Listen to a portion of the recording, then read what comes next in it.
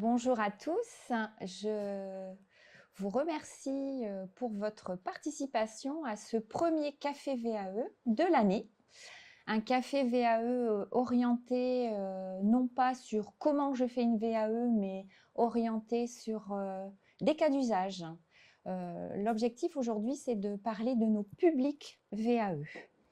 Je remercie nos invités d'avoir accepté cette invitation aujourd'hui. La thématique donc de ce jour, c'est élargir les publics de la VAE. La VAE qui est un outil pour travailler la reconversion, la mobilité, l'adaptabilité, l'employabilité et notamment pour des publics dont les trajectoires professionnelles sont impactées par la maladie. Nous parlerons de maladies chroniques évolutives. Je demanderai à mes invités de nous en définir le terme. Nous allons donc échanger pendant à peu près 40-45 minutes et nous répondrons à vos questions. Des questions que je vous invite à poser via le chat en ligne. Si nous n'avions pas le temps de répondre à l'ensemble de vos questions, comme à chaque café VAE, nous y répondrons dans la foire aux questions. Alors, je vais dire simplement qu'on conserve l'ADN aujourd'hui de notre métier, la VAE pour tous. Alors, je suis Béatrice Roland, responsable du DAVA de Lille, dispositif académique de validation des acquis. Le DAVA de Lille fait partie d'un réseau national, 30 DAVA qui portent ses missions en tant que certificateur, la notification de la recevabilité pour les diplômes de l'éducation nationale et les diplômes co-signés, et un rôle nouveau dans le cadre de la réforme de la VAE. Le DAVA de Lille et les DAVA au national sont architectes accompagnateurs de parcours. Nous guidons les candidats au travers des différentes étapes de la VAE. Les valeurs portées par ces dispositifs, l'engagement dans le cadre de notre mission de service public, la transparence, tous engagés dans une démarche qualité, et l'intégrité, parce que notre objectif, c'est de mettre en lumière les compétences de nos candidats. Alors, j'ai un chiffre à partager avec vous ce matin. 20%.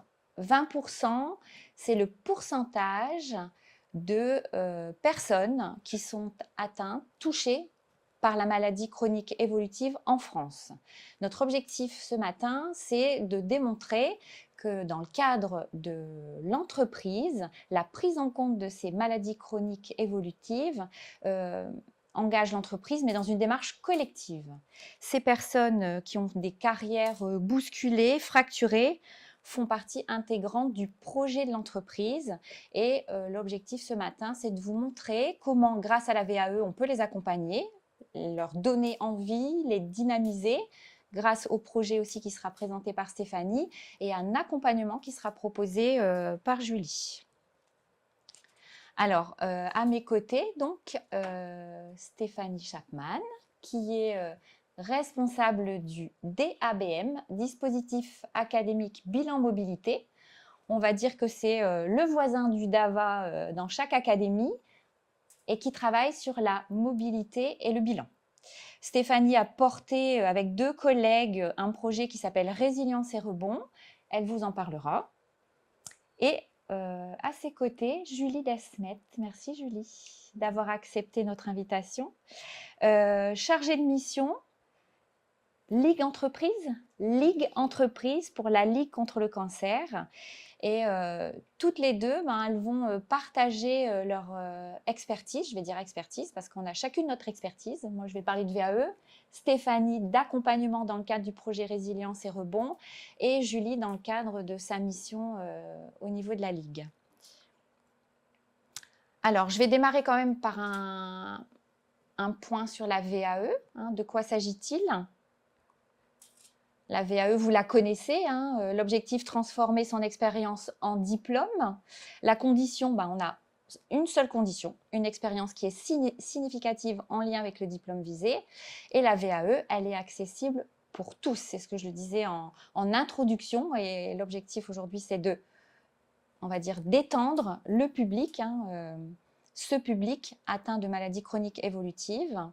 La VAE, qui est la troisième voie d'acquisition d'une certification. On ne remet pas en cause le principe de la VAE aujourd'hui, même si on rencontre parfois des interrogations compte tenu de l'ouverture de ce portail avec des certifications qui s'intègrent progressivement. Mais la VAE est une voie de certification et elle est mobilisable dans le cadre de l'entreprise pour les salariés et les RH pour accompagner le parcours des salariés, notamment dans le cadre d'un retour à l'emploi.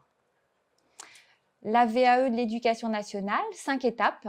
Alors, les DAVA, naturellement, pour vous guider. Une étude personnalisée réalisée par le DAVA. On valide la certification que le candidat souhaite obtenir. Le DAVA aide le candidat à constituer son dossier de recevabilité. Après l'obtention de la recevabilité, le candidat sera accompagné dans la rédaction de son dossier de validation et participera à un entretien avec le jury au cours duquel il pourra développer et démontrer ses compétences. Si le candidat n'obtient pas l'intégralité de la certification, il bénéficie d'un entretien post-jury. Et bien là, on rentre dans le vif du sujet avec Stéphanie. Le projet Résilience et Rebond, donc porté par le DABM de l'Académie de Lille. Stéphanie, est-ce que tu peux nous donner les objectifs du projet Résilience et Rebond? Alors, le projet Résilience et Rebond, donc très rapidement du coup, mais effectivement, donc ce projet expérimental pour objectif d'accompagner les personnes fragilisées dans leur trajectoire professionnelle par la maladie chronique. Et donc, ce projet se distingue par une approche croisée, puisqu'il vise à la fois à accompagner les personnes qui sont impactées par la maladie. L'idée, c'est de restaurer la confiance en soi, valoriser ses compétences et permettre par un accompagnement de coaching un retour à l'emploi. Et puis le deuxième volet était aussi de sensibiliser, d'informer les entreprises, parce que l'un ne va pas sans l'autre. Et effectivement, on a organisé donc des focus group pour pouvoir sensibiliser sur les dispositifs existants et les différents, le cadre réglementaire sur le maintien, le retour à l'emploi et la prévention de la désinsertion professionnelle. Maintien, retour à l'emploi dans le cadre d'une maladie chronique évolutive. J'ai oublié de poser la petite question à Julie. C'est quoi une maladie chronique évolutive? Bonjour. Alors, une maladie chronique évolutive, Béatrice, est définie par l'OMS comme une affection nécessitant des soins de longue durée, c'est-à-dire de plus de 6 mois. En ce sens, l'OMS a défini 3 critères. La chronicité, qui s'oppose à la maladie aiguë. Le deuxième critère, c'est l'impact sur la vie personnelle et professionnelle, considérant qu'il peut y avoir une limitation temporaire ou de longue durée des activités possibles. Et le dernier critère, c'est la nécessité de s'inscrire dans un parcours de soins, parfois avec un parcours thérapeutique de longue durée. D'accord. Alors, maladie chronique évolutive, c'est, j'ai entendu long 3 fois. C'est long. C'est long. C'est long. Voilà. C'est long. Ça veut dire qu'aujourd'hui, pour accompagner ces personnes qui sont touchées par la maladie chronique évolutive, c'est dans la durée. C'est ça. Il faut du temps. Il faut du temps. Et on en a parlé quand on a préparé le webinaire. Toutes les 3, on est là pour accompagner ce temps. Stéphanie, je te laisse reprendre ta sensibilisation ou ton objectif de fédérer peut-être. Oui, alors effectivement, ça nous a permis aussi de travailler sur le fait de travailler sur ces 2 axes, de fédérer tout un écosystème qui est relativement complexe, puisqu'on a l'écosystème autour de la santé, de l'emploi, de la formation pro. Voilà, mais ça nous a vraiment permis de pouvoir voir qu'il y avait un réel besoin alors d'accompagnement, puisque c'est aussi la thématique un peu centrale. Effectivement, l'accompagnement doit se faire sur la durée et il est nécessaire pour les personnes qui sont impactées, mais aussi l'accompagnement des entreprises, parce que toutes ne sont pas au même niveau d'information et parfois sont un peu, on va dire, démunis face à ce constat de maladie chronique qui est aujourd'hui un vrai enjeu de société. Ce projet, Stéphanie, pour les personnes qui ne le connaissent pas, c'est un projet qui était expérimental. Alors expérimental, financé par le Conseil régional Hauts-de-France, cofinancé par le GIP-FCIP, voilà, et qui avait une durée de 2 ans. Donc effectivement, là, il se termine. La clôture de l'expérimentation a eu lieu la semaine dernière. Donc voilà, aujourd'hui, on espère aussi fortement qu'on va pouvoir pérenniser ce dispositif qui a une réelle plus-value, à mon sens, sur ces 2 axes, sur ces 2 types d'accompagnement. Sur le long terme. Sur le long terme. Sur le long terme. Tout à fait. Alors, on a parlé des objectifs du projet Résilience et Rebond au travers de ces 3 axes.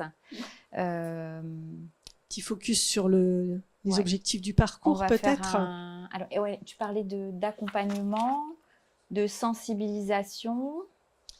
Alors, effectivement, sur le premier axe d'accompagnement des bénéficiaires, là, de personnes, donc les personnes qu'on a accompagnées pouvaient être demandeurs d'emploi, salariés en arrêt qui ne souhaitaient pas ou qui ne pourraient pas reprendre leur emploi au sein de leur entreprise. On a aussi des salariés qui étaient en arrêt et qui souhaitaient pouvoir reprendre leur métier. Donc, on avait vraiment différents cas de figure. On a aussi eu à la marge des agents de la fonction publique, pour lequel il y a encore d'autres contraintes organisationnelles. Donc bref, on a eu un panel quand même assez vaste. Mais ceci dit, on a travaillé les objectifs du parcours de la même manière, c'est-à-dire sur 3 objectifs principaux. Le premier, c'est vraiment pouvoir reprendre confiance en soi. Et on s'est beaucoup, on va dire, appuyé sur la paire et danse. Ça a été vraiment une vraie plus-value dans ce dispositif d'accompagnement. L'idée, c'est que les personnes puissent effectivement faire un point sur leurs acquis, leurs compétences, leurs capacités, leurs envies, leurs valeurs, parce que quand on passe par la maladie, on ne voit pas forcément les choses de la même manière après. D'élargir ses possibilités professionnelles en lien avec sa situation de santé, parce que pour autant... la reconversion peut être choisie, mais parfois elle est subie. Donc, il faut aussi faire le deuil, passer par l'étape du deuil de son ancien métier. Et puis, de pouvoir avoir un plan d'action à court, moyen et long terme, parce qu'effectivement, toutes ne partent pas du même niveau.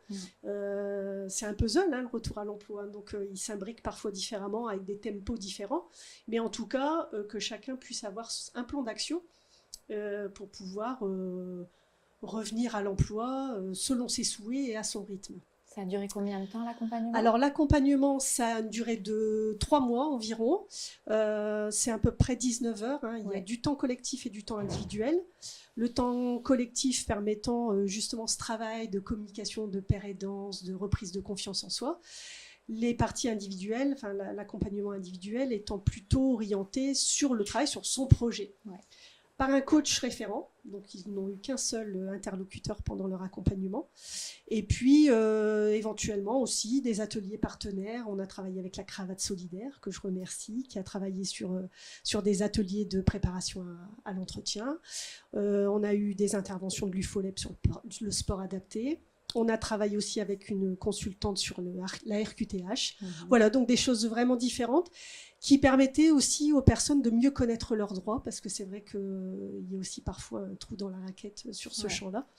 Donc voilà, ça a été vraiment très, très positif. Et les sorties sont différentes pour ces personnes. Je pense que c'était la question suivante.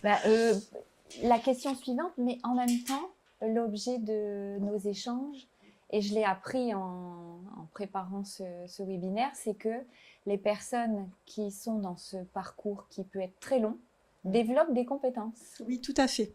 On reviendra dessus tout à l'heure, je pense, mais effectivement, le parcours de soins fait qu'on développe d'autres compétences dont on n'a pas forcément conscience.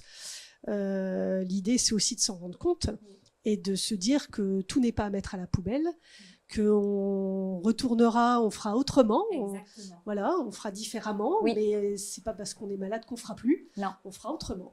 Donc voilà, et c'est vrai que sur les sorties, alors nous, ce qu'on a négocié avec le Conseil régional Hauts-de-France, c'est qu'effectivement, la sortie puisse être positive et pas forcément retour à l'emploi, bien que ça reste la priorité, mais qu'effectivement, la formation, le bénévolat, le mentorat, le bilan de compétences et la VAE Ouais. pouvaient effectivement être une sortie, puisque ça engage dans une démarche et ça fait partie d'un palier dans le parcours de retour. Ouais. Alors, on fait le lien avec comment je vais dire, la convergence entre la VAE et le projet Résilience et Rebond. On en a discuté, Stéphanie. Oui. On a animé l'année dernière un webinaire sur la VAE qui participe à l'optimisation de la gestion des emplois et des parcours professionnels. Et avec Stéphanie, on a repris donc, je dirais, des éléments. On a repris 5 éléments et on s'est dit que ça pouvait être intéressant ce matin de faire le lien. Alors les éléments, anticiper, la GEPP, c'est anticiper les évolutions des métiers, adapter les RH aux besoins stratégiques, développer les compétences et l'employabilité, promouvoir la mobilité interne, accompagner les évolutions technologiques et organisationnelles. Mais là, on a fait le lien avec 2 éléments, Stéphanie, parce que vous aviez fait 2 constats dans le projet. Oui, en fait, ce projet, il a été initié à partir de 2 constats. C'est que l'ANACT estimait qu'en 2019, 15% de la population active était atteinte de maladies chroniques. On prévoyait 25% dès 2025. Bon, 2025, on y est. Ouais. Donc ça veut dire que effectivement, il y a un salarié sur 6 qui est concerné par la maladie chronique. Ouais. Le recul de l'âge de la retraite va probablement accélérer encore cette tendance. Et une personne atteinte de maladie chronique, elle a un risque de entre 20 et 30% de perdre son emploi. Donc effectivement, il y a, je pense, un vrai enjeu à maintenir et en tout cas de faciliter le retour à l'emploi. Alors 2 choses, c'est que effectivement nous, le parcours Résilience et Rebond, dans l'accompagnement des personnes, a permis de mettre en exergue 2 points, c'est-à-dire l'adaptabilité, tu le disais tout à l'heure, effectivement, Béatrice, le parcours de soins fait qu'on développe d'autres compétences d'organisation, d'adaptation, voire de compétences techniques aussi parfois. Certaines personnes se mettent au numérique alors que dans leur métier, elles ne l'avaient pas du tout. Et donc, la VAE aujourd'hui permet aussi de reconnaître ces compétences transversales. Donc, il y a un vrai enjeu à accompagner les gens pour leur permettre de se rendre compte que le parcours de soins, c'est une expérience et qu'on a acquis des choses et que ces compétences peuvent être valorisées et transférables dans un autre métier. Donc, effectivement, il y a une vraie plus-value sur l'adaptabilité, ce qui leur permet quand même de pouvoir repartir plus sereinement à l'emploi. Je fais le parallèle aussi avec le fait qu'aujourd'hui, dans les dispositifs existants d'accompagnement aux entreprises, il y a des outils, des aménagements, des adaptations possibles pour faciliter ce retour. Mais je laisserai Julie en parler tout à l'heure. Mais voilà. Et puis, la partie engagement des collaborateurs, parce qu'effectivement, en ayant cet axe auprès des employeurs, on s'est rendu compte qu'on a travaillé notamment avec les services de santé au travail, et on s'est rendu compte qu'un retour serein passait aussi par le collectif, et qu'on ne peut pas dire à la personne, bon, la personne est malade, donc il y a 4 étapes en général, il y a l'annonce de la maladie, donc l'annonce de l'arrêt, il y a pendant l'arrêt, il y a la pré-reprise et la reprise. Et donc, on peut décemment pas faire le constat de dire bon, la personne est malade, on en est bien désolé. D'ailleurs, c'est souvent très compliqué aussi pour l'entreprise de savoir ce qu'elle peut faire, ce qu'elle doit faire. Est-ce que je le contacte? Est-ce que je garde contact? Est-ce que on rentre dans la vie privée, la vie intime de la personne, donc c'est compliqué de s'immiscer dans la vie personnelle. Mais pour autant, on se rend compte que quand il y a de la communication sur ces 4 étapes entre la personne, ses collègues, l'entreprise, eh bien, le retour à l'emploi est grandement facilité. Donc, je pense que effectivement, dans le cadre de la prévention de la désinsertion professionnelle, l'accompagnement de l'entreprise est aussi absolument nécessaire. Et on a un bel exemple à côté de nous. Exactement. Accompagner les entreprises. Alors, je vais laisser la parole à Julie, qui, je vous l'ai présenté tout à l'heure, chargée de mission. Alors, Ligue Entreprise, on va le comprendre tout de suite, pour la Ligue contre le cancer Nord. Alors, j'ai une question à poser à Julie, c'est quelles sont les missions de la Ligue contre le cancer ? Alors, nous sommes 103 comités en France. où nous avons 4 missions communes que sont financer la recherche. Donc c'est le premier financeur non gouvernemental en France. La deuxième mission qui nous incombe est de favoriser la prévention, promouvoir les dépistages et de favoriser l'aide et le retour au maintien dans l'emploi auprès des patients, mais aussi auprès des entreprises. Troisième volet, c'est d'accompagner les patients de manière individuelle et collective, ainsi que les proches aidants et les proches endeuillés. Et le dernier volet de notre mission, c'est de favoriser la démocratie et de lutter contre les inégalités, notamment le reste à charge que vous avez pu voir paraître dans la presse ces derniers temps. Chaque comité est entièrement autonome et nous menons toutes nos actions avec un nombre de salariés suivant les moyens des comités, des bénévoles et des prestataires à compétences diverses. Donc des oncologues, infirmières santé-travail, diététiciennes, chargées de mission prévention, socio-esthéticiennes, profs de sport en activité adaptée. Et toutes ces compétences, on les valorise en fonction des dispositifs qu'on déploie. Les besoins, ça veut dire que là, vous travaillez, enfin, tu travailles, Julie, pardon, pour le comité Nord. Je travaille pour le comité Nord, tout à fait. On a la même chose dans le Pas-de-Calais. On a des comités sur le territoire, mais qui déploient les dispositifs sur les 4 missions communes, mais en fonction aussi de leurs moyens et des compétences qu'ils peuvent mettre à disposition. D'accord. Alors, dans le cadre du retour et maintien dans l'emploi, comment vous accompagnez, donc on a parlé du patient, de ses proches et de l'entreprise? C'est ça. En fait, le comité du Nord accompagne les patients sur tout un volet de soins de support, donc soins de support reconnus par l'HAS et qui a fait l'objet d'un cadrage. Tout n'est pas soins de support.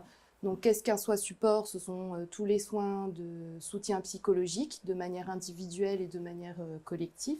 C'est aussi les ateliers et les consultations diététiques, donc les ateliers collectifs que peuvent faire les patients encadrés par une diététicienne, mais aussi les consultations individuelles.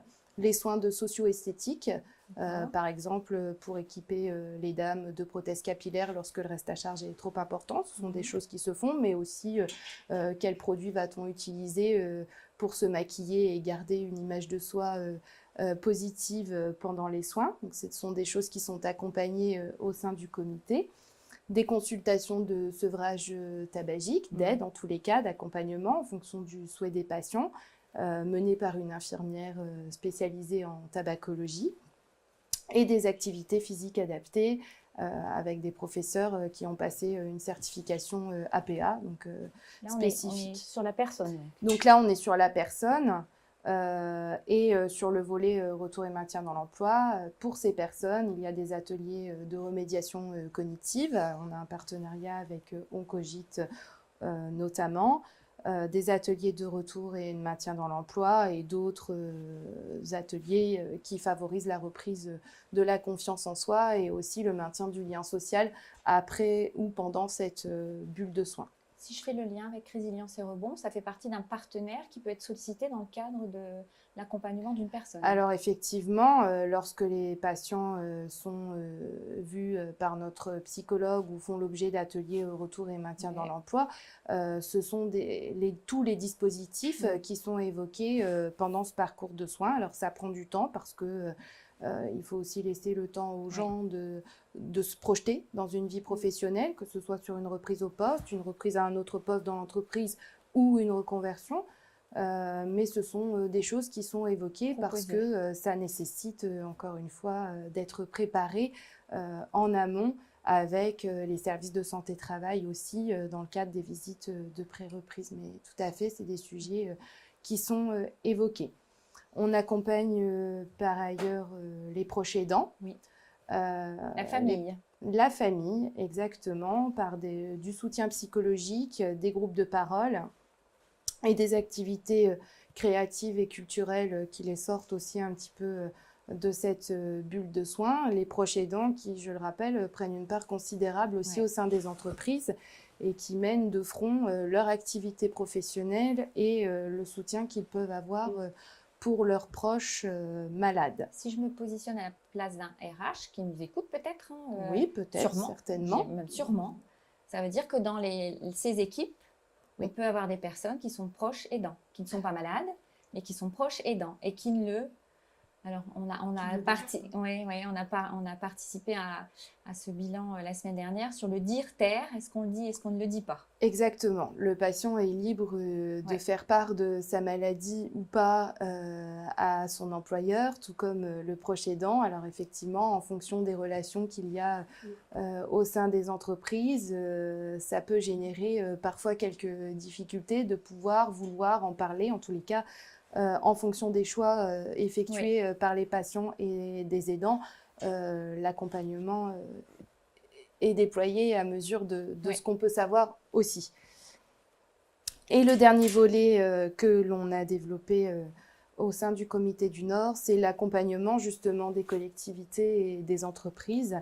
L'idée, c'est de considérer qu'aujourd'hui, sur les 1200 personnes diagnostiquées tous les jours, c'est 480 travailleurs. C'est un état de fait et que donc la Ligue souhaite participer en partenariat avec les entreprises à la prévention et à l'accès au dépistage des grands cancers que nous connaissons aujourd'hui en France, mais aussi les facteurs protecteurs et les facteurs à risque, sensibiliser sur tous ces facteurs et agir sur le deuxième volet qui est le retour et maintien dans l'emploi, en allant sensibiliser les encadrants, mais aussi les salariés sur la thématique du cancer, ses répercussions sur la famille, ses répercussions dans l'emploi, la répercussion de longue durée. On évoque aussi les séquelles à long terme.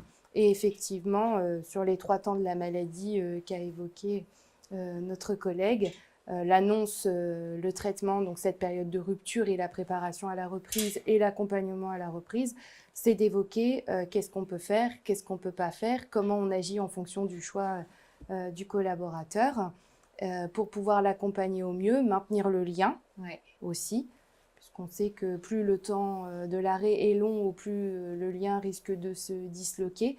Et il est important de se mettre d'accord en amont sur qu'est-ce qu'on fait et qu'est-ce qu'on ne fait pas.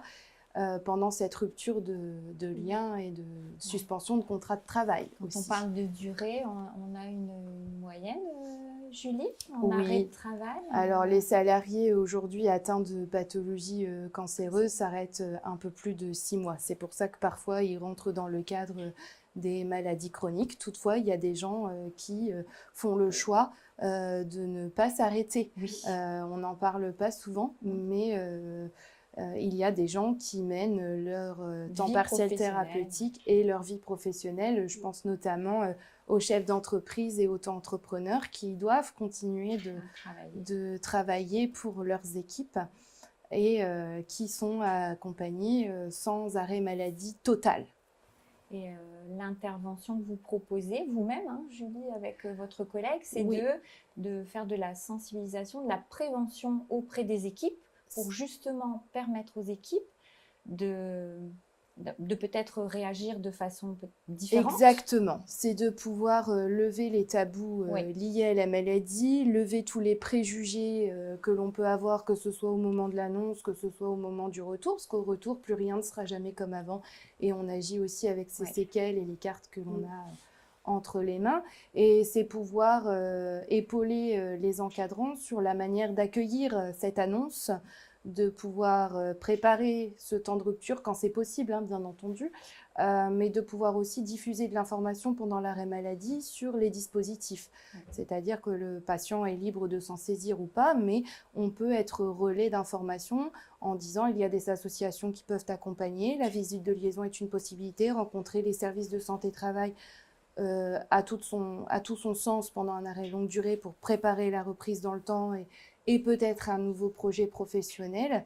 C'est tous ces sujets-là que l'on aborde avec qu'est-ce qui se passe du côté du collaborateur atteint de la maladie sur les 3 temps et qu'est-ce qui se passe du côté de l'employeur sur ces 3 temps également, d'un point de vue droit du travail, mais aussi d'un point de vue humain qui est la clé aussi du retour à l'emploi pour les collaborateurs. On l'a vu la semaine dernière. Alors je rebondis parce que marqués par en fait, les exemples. je est-ce qu'on maintient le contact ou pas? Ça. Et est-ce qu'on a le droit? Eh ben, je rebondis sur les propos parce qu'effectivement, si effectivement des RH nous écoutent ou des personnes dans cette situation, en fait, il n'y a aucun interdit. Non. Donc, on voit que ce qui est important, c'est de garder la communication selon l'envie, l'envie que l'on souhaite, et du côté de l'entreprise et du côté du collaborateur. Donc, alors quand je dis pas d'interdit, il y a quand même un cadre réglementaire, c'est clair. La suspension du contrat de travail. Voilà. Ce nouvel entretien que je connaissais pas. Voilà, mais en tout cas, on se rend compte quand même que la clé reste la communication, la fluidité dans la communication. Maintenant, quand c'est possible, tu disais effectivement Julie, moi j'ai rencontré des personnes qui ne souhaitaient pas. Contexte de travail. Et puis parce qu'elles savaient d'ores et déjà que l'emploi qu'elles occupaient, elles ne l'occuperaient plus, qu'il n'y avait pas de possibilité de reconversion au sein de chez leur employeur et qu'ils ne souhaitaient plus garder contact. Voilà. Toutefois, même si l'emploi occupé avant l'arrêt maladie n'est plus possible, il est possible pendant l'arrêt maladie de préparer une sortie avec le médecin du travail et les équipes associées, puisqu'aujourd'hui la loi santé-travail a aussi insisté sur le fait que nous devons accentuer tous les dispositifs de maintien dans l'emploi. Et ces visites de pré-reprise qui sont en réalité des visites de suivi d'arrêt, il ne s'agit pas de reprendre à son poste dans les conditions indiquées. Parfois, on peut, avec des dispositifs particuliers d'aide à reprise au poste, mais parfois, on peut préparer aussi des sorties quand malheureusement les capacités restantes jugées par le médecin du travail ne seront pas suffisantes pour être maintenues au poste. On peut préparer avec l'entreprise une reconversion au sein de l'entité. On peut préparer aussi une reconversion professionnelle ou un bilan de compétences qui va être positif au moment où l'inaptitude malheureusement devra être prononcée. C'est vrai que la clé, on a travaillé nous, avec le docteur Monnier sur notre projet du pôle santé-travail et il nous a dit en conclusion que la clé de la réussite, c'était anticipation et communication. Et le temps. Il faut du temps. Et un patient, alors moi je vais poser une deuxième question à Julie. Un patient qui peut devenir ressource. C'est quoi un patient ressource ? Alors oui, effectivement, à la Ligue, on a des patients dits ressources. Donc, ce sont des patients qui ont vécu la maladie et qui souhaitent s'engager en tant que bénévoles comme patients ressources. Donc, ils font un processus d'entretien de recrutement interne à la Ligue. C'est bien cadré. C'est très, très cadré. Très cadré. On ne peut pas devenir patient ressource ça se passe, en un claquement de doigts. En passant la porte. Donc, effectivement, ils ont un entretien avec un psychologue, notamment, pour jauger de leur capacité parfois à faire face à la charge émotionnelle qu'il peut y avoir en intervention ou aux questions qui leur seraient posées et qui pourraient les mettre en difficulté. Et puis après, s'ils sont d'accord, ils bénéficient d'une formation à l'école de la Ligue, qui est portée par le national. Et donc là, il y a deux dispositifs. Il y a le patient ressources parcours qui va pouvoir témoigner auprès des patients qui sont en cours de soins par un système de pair aidance. C'est né du plan cancer 2014. À côté du patient. Voilà, c'est ça. Il va pouvoir témoigner de son vécu, être facilitateur aussi de ce qui a pu être bien pour lui, comment il s'en est sorti et qu'est-ce qu'il fait aujourd'hui, parce que c'est nécessaire aussi de donner de l'espoir aux gens et de dire que ce sera peut-être plus pareil, mais qu'il y aura en tous les cas autre chose. Et puis pour le patient, c'est porteur durant les soins parce que c'est facilitateur d'accès aux soins supports, associations, dispositifs existants qui sont méconnus tant qu'on ne l'a pas vécu ou si on est externe professionnel de santé ou voilà, qu'on ne connaît pas. Et il y a un deuxième dispositif patient ressource, donc c'est le patient ressource témoin qui là témoigne de son parcours. Exactement, mais auprès de professionnels de santé. Donc, eux, ils interviennent en binôme auprès des écoles de professionnels de santé. Un témoigne, l'autre est modérateur. Et cela permet de changer le regard et de lever les préjugés auprès des professionnels de santé. C'est un dispositif qui a fait ses preuves. Aujourd'hui, on sait que 80% des professionnels de santé qui en ont bénéficié ont un impact de ce témoignage dans leur vie quotidienne. Parce qu'effectivement, la réalité du soin, c'est une chose, mais la réalité de ce qui se passe dans la vie privée et professionnelle des gens ne fait pas partie de la carte postale de cette bulle de soins. Donc ça permet un petit peu de faire du lien entre le patient, qui n'est pas que patient, qui est aussi parent, qui est aussi mari ou femme, et qui est aussi un travailleur. Ouais. Julie, ces personnes qui sont patients ressources, est-ce qu'on peut dire que, comme le disait aussi Stéphanie, on développe des compétences autres? Oui, tout à fait. Aujourd'hui, ce sont des compétences qui sont reconnues. Transversales. Oui, tout à fait. On parle de soft skills en ce moment, mais on parle aussi de validation d'expertise, même si ce ne sont pas des patients experts. Le dispositif est un petit peu différent. Toutefois, si un jour ces patients ressources qui sont une ressource précieuse d'ailleurs pour nous, le souhaitent, ils ont un certificat de formation et d'expérience qui leur est délivré au sein de la Ligue comme reconnaissance de ce qu'ils ont pu apporter. Merci Julie pour ce témoignage. Alors avec Stéphanie et Julie, on voulait faire le lien entre le parcours résilience et rebond et les avantages de la VAE. Et je rebondis sur le patient ressource qui développe des compétences. Je donne tout de suite la dernière phrase et je te laisse la parole après. Penser au passeport bénévole. Je rebondis sur ce que disait Julie. Et en préparant le café, on s'est dit qu'il fallait absolument qu'on revienne sur effectivement la possibilité pour toute personne, quel que soit son âge, son niveau d'études, son statut, on peut engager une démarche de VAE grâce à du bénévolat. Et les avantages, donc, et les bénéfices, Stéphanie? Oui, en fait, en préparant ce webinaire, on a quand même fait le constat que les différents dispositifs d'accompagnement qui sont proposés, que ce soit par la Ligue, la VAE ou Résilience et Rebond, ont de réels avantages et bénéfices et sur la personne et sur les organisations. Sur la personne, parce qu'effectivement, ça permet vraiment, on voit, de développer l'estime de soi, confiance en soi, c'est un impact quand même très, très important. Ça permet aussi de faire l'inventaire des acquis, de valoriser ses compétences, et ça, c'est aussi ce qu'on fait dans la démarche VAE, et voilà, donc il y a des passerelles possibles. On accompagne. Ça renforce l'employabilité. Et donc ça permet de faciliter le retour à l'emploi ou le maintien à l'emploi, et puis que ça met les gens et le collectif dans une dynamique plus positive. Et voilà, donc j'ai une des consultantes qui travaille avec nous qui un jour me dit orienter, ce n'est pas accompagner. Mais c'est vrai, orienter, ce n'est pas accompagner. Accompagner, c'est aller vers, c'est creuser avec la personne, et voilà, donc c'est important en fait, l'accompagnement c'est vraiment important. L'idée, c'est la dynamique positive, c'est ce qu'on s'est dit. À chaque fois qu'on enclenche quelque chose, tu voulais rebondir, Julie? C'est se dire qu'effectivement, pour les patients atteints de maladies chroniques ou de cancer, d'ailleurs, c'est de faire avec, mais de faire autrement, et que ça peut avoir du sens, et ça peut être porteur.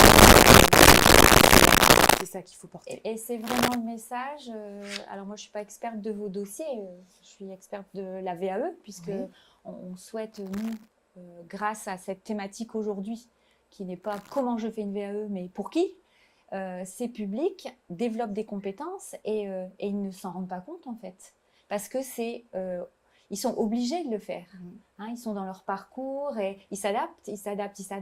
Et le fait d'avoir échangé avec Julie sur le parcours de patients ressources, j'ai trouvé ça formidable. On a fait le lien avec le bénévolat. Et Stéphanie, pareil, dans votre accompagnement. Et je vais te donner... Petit exemple. Te demander le témoignage de Anne. Alors Anne, effectivement, c'est une personne... 44 ans, maman solo, aide-soignante depuis plus de 20 ans, et qui est atteinte d'un cancer du sein, donc qui s'arrête, son activité s'arrête, et en fait Anne s'est formée pendant son arrêt au secrétariat médical. Aide-soignante au départ. Aide-soignante au départ. Sur de nombreux postes, et donc elle a fait sa formation à distance, parce que c'était compliqué pour elle de le faire en présentiel. Elle a validé son diplôme. Et quand elle est arrivée chez nous, elle était perdue dans son projet, parce que j'ai ma maladie, j'ai une RQTH, mais je ne sais pas quoi en faire, j'ai passé un diplôme par correspondance, je ne sais pas comment je peux me repositionner sur le marché de l'emploi, Et donc, c'est son oncologue qui lui a parlé de nous. Ah, d'accord. Et donc, voilà, quand on parle de fédérer l'écosystème, Ouais, c'est tous les ouais. partenariats qu'on a pu tisser. Mettre en place, ouais. Donc, l'oncologue lui a parlé de nous. Elle nous a appelés en se disant qu'est-ce que je vais aller faire là-dedans, parler de ma maladie avec des malades, ça va être bonjour l'ambiance. Hein. Ouais. Elle me l'a dit comme ça, Et, je reprends vraiment ces termes. Et c'est bien que tu parles de ça parce qu'on a mis en avant le collectif. Hein. Oui, Ouais. C'est ça que tu voulais dire. Et en fait, je vais dire en une petite année, hein, on parlait de temps, mais aujourd'hui, ça fait 1 an qu'on se connaît avec Anne. Elle est transformée. La pérédance leur a permis de créer aussi du lien entre elles, de se créer aussi, de revenir sur un réseau social, amical. Elle fait du bénévolat dans une association sportive et donc elle fait du secrétariat. D'accord. Du coup, elle a encore pu développer des compétences ou exercer ses compétences? Exercer ses compétences, mais pas dans le médical, mais dans le secrétariat. Ce qui fait qu'aujourd'hui, on lui a glissé à l'oreille que ce serait peut-être intéressant qu'elle puisse peut-être se renseigner dans un premier temps sur la VAE, parce qu'elle pourrait peut-être valider une certification, en lien avec le secrétariat, ce qui lui permettra de pouvoir se positionner sur d'autres postes. Voilà, donc je trouvais que c'était un bel exemple. Oui, un bel exemple. Merci Stéphanie. On va vous abandonner 2 petites minutes ou une petite seconde. Un petit problème technique.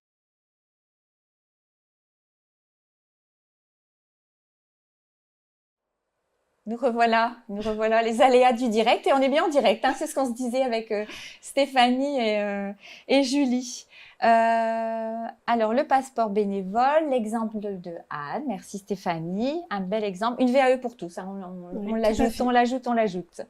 Et on voulait effectivement revenir sur cette VAE qui est adaptée au contexte des salariés touchés par une maladie chronique, hein, parce qu'on maintient dans l'emploi, on valorise les compétences, on s'adapte aux contraintes des salariés atteints de cette maladie chronique évolutive. Et on vient d'en discuter avec Julie. Hein. C'est vrai que c'est un réel soutien, votre sensibilisation, intervention auprès des RH, parce que moi j'ai compris que on ne sait pas ce qu'on peut faire. Stéphanie, tu l'as dit aussi, c'est-à-dire que est-ce qu'on prend contact, est-ce que c'est pas trop intrusif, est-ce que j'ai le droit, et vous, vous souhaitez, dans le cadre de votre mission, Julie, c'est sensibiliser les RH pour anticiper. Stéphanie, tu as dit le chiffre, hein, je n'ai pas retenu d'ailleurs.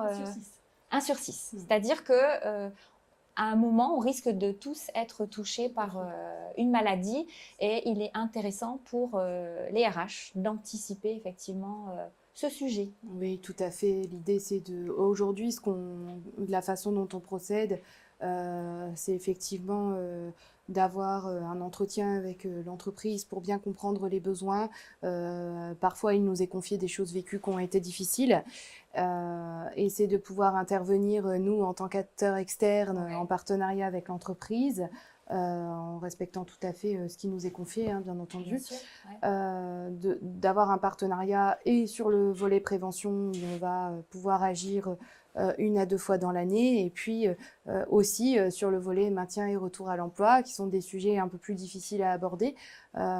Toutefois, il est vrai que les actions de sensibilisation ou par le jeu, notamment le serious game qu'on peut mener, permettent vraiment de libérer la parole au sein des entités, parfois de désamorcer des situations qui ont pu être mal vécues, de collaborateurs décédés, de collaborateurs partis en arrêt maladie, on n'a pas su faire, de gestion de l'annonce. Et effectivement, ça permet, dans ces groupes d'échange, hein, ce sont des groupes de 10 à 15 personnes, de pouvoir épauler encadrants et salariés, à la fois sur le volet psychologique, donc avec la psychologue du travail qui travaille avec moi, et sur le volet santé-travail et droit du travail qui m'incombe, puisque je suis de formation infirmière santé-travail. Donc c'est vrai que ça permet d'être aidant pour les entreprises et d'être un acteur complètement extérieur et de faire du lien aussi entre tous les partenaires qui vont graviter dans l'écosystème auquel le patient est au centre. Oui, c'est grâce je dirais, à ce projet Résilience et Rebond qu'on a pu rencontrer effectivement la Ligue. Hein. On est intervenus nous aussi pour présenter le bilan de compétences et la validation des acquis. Merci à toutes les deux. On arrive au terme de notre présentation. Je vais vous inviter à participer au prochain Café VAE qui aura lieu le 15 mai pour optimiser. On est encore sur les partenariats et un public et sur les publics spécifiques. Oui, Stéphanie, optimiser le partenariat entre les entreprises, les institutions. On aura un témoin qui est en charge d'une plateforme d'orientation pour promouvoir cette fois la VAE auprès des jeunes. On a des questions, je crois. Les collègues nous ont préparé une petite liste. Merci pour votre attention et désolée pour ces petits désagréments techniques. Alors, on y va. Fabienne, maladie chronique, est-ce qu'il s'agit de personnes reconnues en ALD, arrêt de longue durée, par la sécurité sociale? Pas nécessairement. En fait, la sécurité sociale reconnaît une trentaine d'affections longue durée, mais qui ne prennent pas en considération l'ensemble des maladies chroniques. En fait, les affections longue durée sont des pathologies qui vont avoir un remboursement et une prise en charge spécifique. Mais la liste des maladies chroniques n'est pas une liste exhaustive et en tous les cas déterminée. D'accord, merci Julie. Valérie, l'accompagnement de 3 mois et de 19 heures par semaine ou en tout? Eh bien, c'est en tout. Effectivement, c'est pas 19 heures hebdomadaires, c'est 14 heures en collectif et 5 heures en individuel étalées sur une période. Alors, quand je dis 3 mois, c'est maximum, hein, c'est entre 2 et 3 mois. L'idée, c'est de garder vraiment un contact hebdomadaire, donc soit sous la forme d'un atelier collectif, soit sous la forme d'un entretien individuel. Voilà. D'accord. Merci Stéphanie. Fabienne, alors, vous impliquez bien le service de santé au travail en demandant aux salariés une visite de pré-reprise, anticiper une reprise avec des aménagements. Alors nous, en tant que Ligue contre le cancer, on va bien évidemment évoquer l'importance des services de santé-travail et de l'équipe pluridisciplinaire, et notamment dans certains services, les cellules PDP, qui aujourd'hui, prévention de la désinsertion professionnelle, qui sont nées justement pour accompagner les salariés en risque de désinsertion.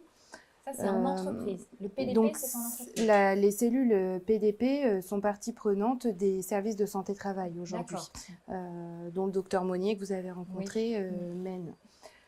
L'idée aujourd'hui de nos interventions en entreprise en tant que Ligue, c'est d'être préventeur et d'évoquer tous ces dispositifs. Alors, il faut savoir que la visite de pré-reprise, c'est une visite qui n'est pas obligatoire, qui peut être sollicitée à partir du moment où le salarié est en arrêt de plus de 30 jours, soit par le salarié, soit par le médecin conseil, qui va inviter le salarié à prendre rendez-vous avec son médecin du travail, soit par le généraliste. Mais cette visite n'est pas obligatoire. Toutefois, cette visite de pré-reprise, qui est faite pendant l'arrêt maladie, a pour but de faire état de l'arrêt maladie, comment est vécue la maladie, et le lien entre la maladie et le travail et les capacités qui sont restantes ou qui seront restantes, et donc, in facto, comment on anticipe le retour à l'activité professionnelle. Donc, ce sont des visites très importantes, et bien évidemment, les services santé-travail ont une part importante en partenariat à nos côtés pour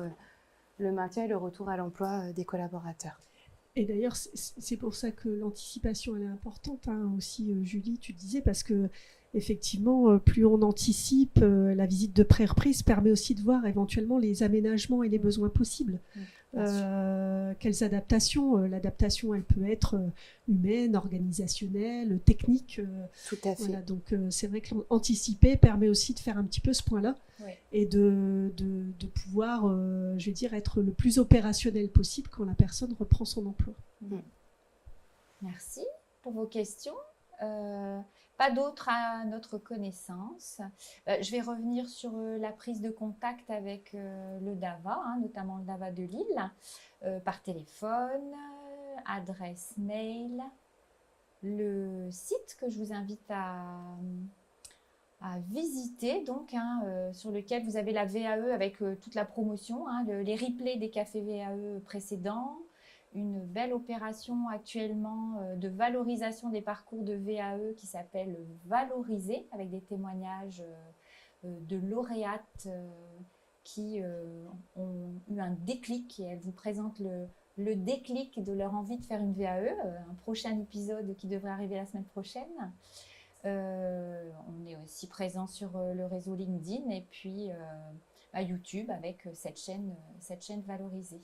Est-ce que tu me permets un petit mot, Béatrice? Ah bah, j'allais vous laisser le dernier mot, vas-y. Non, je profite effectivement Ouais. par rapport à mon oui, avenir ton pro. projet. Voilà, que dans le cadre du projet, on a aussi souhaité mettre en ligne sur le site Mon Avenir Pro un site résilience et rebond, justement pour pouvoir mettre à disposition toutes les ressources, dispositifs existants, les bonnes pratiques qu'on a pu capitaliser pendant cette expérimentation. Alors le site est encore en cours de formalisation, mais voilà, vous pouvez aussi par Mon Avenir Pro retrouver les informations sur le projet. Oui, on vous enverra de toute façon le support et avec les coordonnées de Julie, si vous souhaitez, son intervention.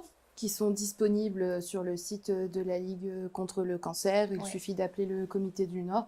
Dans tous les cas, que ce soit pour les patients, les aidants ou les entreprises, c'est le point d'entrée, c'est le Comité du Nord. Et ensuite, en suivant les besoins, vous êtes aiguillé sur les différentes chargées de mission. Voilà, tout à fait. Alors, on a donc le patient, la famille, les aidants, les entreprises. Tout le monde peut être accompagné. Tout le monde peut être accompagné. Tout le monde peut être accompagné avec ou des orienté. projets différents ou orienté et bénéficier d'une VAE parce que on a développé des compétences dans le cadre de ces parcours, on va dire, spécifiques. Alors, je vais redire ce que j'ai dit quand j'ai démarré le webinaire. La VAE est un des outils pour travailler la reconversion, la mobilité, l'adaptabilité, l'employabilité, et notamment pour ces publics dont les trajectoires professionnelles sont impactées par la maladie et on peut être, on est tous concernés, tous concernés. Alors je vous laisse la parole pour le mot de la fin. Alors, moi, je reprendrai juste une petite phrase qu'on a fortement clamée pendant toute cette expérimentation, c'est que toute personne a le droit à la dignité par le travail, quelle que soit sa situation de santé. Très bien, merci Stéphanie. Julie? Et moi, le mot de la fin, je dirais que tout ça, pour tous ces dispositifs, pour tout ce qui est possible aujourd'hui, puisqu'il y a pléthore de possibilités, il faut du temps. Il faut des interlocuteurs, donc il ne faut pas hésiter à être relais de prévention de la désinsertion professionnelle et relais de tous les dispositifs qui peuvent exister pour épauler les gens. Merci à vous deux et je vois que Fabien me laisse un petit message via le chat. Vous nous remerciez pour ce beau projet. C'est vrai qu'on est impliquées toutes dans des projets différents. C'était intéressant, Fabienne, merci. Cécile qui nous remercie aussi pour ce partage d'expérience. Et on vous retrouve pour un nouveau partage d'expérience le 15 mai, prochain café VAE, donc de 9h30 à 10h30. Merci à tous pour votre attention et à bientôt. Très belle journée. Merci mesdames. Merci Béatrice.